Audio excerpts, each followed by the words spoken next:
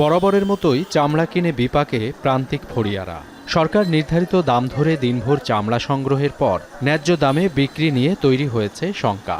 লাভের গুড়ে বালি পড়ে গুনতে হচ্ছে লোকসান। অথচ ব্যবসায়ীদের মতামতের ভিত্তিতে কোরবানির আগেই দর বেঁধে দেয় সরকারের বাণিজ্য মন্ত্রণালয়। সরকার থেকে যেটা রেট দেওয়া হয়েছিল 1100 1150 টাকা করে, এখানে আনার পর দেখতেছি 70% কম। এখানে আসে দেখছি 200 টাকা 300 টাকা 400 টাকা এরকম চলতেছে।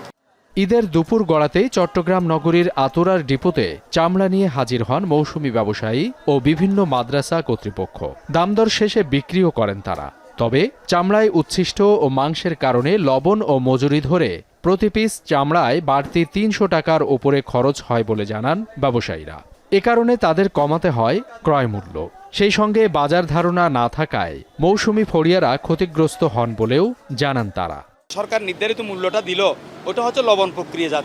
এবং কাঁচার মধ্যে তো ওই দামটা দেয় না, কাঁচার মধ্যে আমরা আরো একটু কমায় কিনে কতগুলি আমরা কিনতেছি যে 300 টাকা, ওইখানে আমাদের এগুলো বাদ যাবে যে আমি বিক্রি করতে পারবো।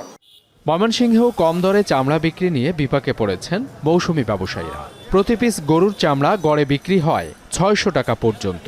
দাম না পাওয়ায় স্থানীয় ব্যবসায়ী ও সিন্ডিকেটকে দায়ী করছেন মৌসুমি ব্যবসায়ীরা। 600 টাকা 650 টাকা তো চামড়া হতে পারে না। আমরা এই চামড়াটা কিনে আমরা বিক্রি করতে গেলে আমাদের লস গুনতে হবে। উত্তরের জেলা নীলফামারীর সৈয়দপুরেও বরাবরের মতো কম দামে বিক্রি করতে হচ্ছে চামড়া। এতে ক্ষুব্ধ মৌসুমি ফড়িয়ারা। জেলায় সর্বনিম্ন 100 টাকা থেকে শুরু করে 1200 টাকা পর্যন্ত বিক্রি হয় গরুর চামড়া। চামড়া কেনার পর লবণ মাখিয়ে চলে সংরক্ষণ কার্যক্রম। এছাড়া খুলনা, রাজশাহী, সিলেট, যশোর ও ফেনী সহ সারা দেশের চিত্র অনেকটাই অভিন্ন। কম দরে চামড়া বিক্রি করে লোকসানে পড়তে হচ্ছে মৌসুমি ফড়িয়াদের। সাবিত সারওয়ার, এখন। কালার এক্সপার্ট, জর্জ স্যাপ এবং মাইল্ড অন হ্যান্ডস টেকনোলজি সমৃদ্ধ অরিক্স ক্রিস্টাল ওয়াশ আপনার লন্ড্রি এক্সপার্ট।